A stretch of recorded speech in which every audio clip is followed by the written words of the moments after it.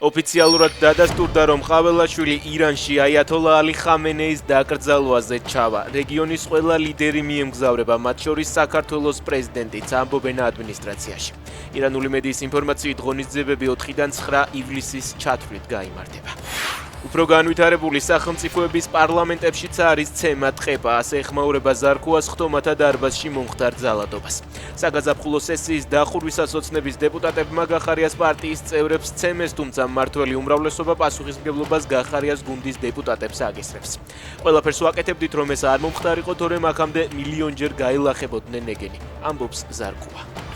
კობახიძემ ქუთაისის საუნივერსიტეტო ქალაქს ბიუჯეტიდან 106.530 ლარი გამოუყო, განკარგულება 18 ივნისით დარიღდება. ქუთაისის საუნივერსიტეტო ქალაქი 2019 წელს დაფუძნდა, დაფუძნებელი წევრი ბიძინა ივანიშვილის ფონდი ქართუა, დირექტორი კი ირაკლი კაცაძე. არქეოლოგებმა სომხეთში თამარ მეფის ეპოქის იშვიათი მონეტა აღმოაჩინეს, მათი შეფასებით ის უიშვიათესი არტეფაქტია. ამბერდის ციხესიმაგრეში მიმდინარე სარესტავრაციო და დასუფთავების სამუშაოების დროს მეცნიერებმა კიდევ რამდენიმე მნიშვნელოვანი ისტორიული აღმოჩენა გააკეთეს.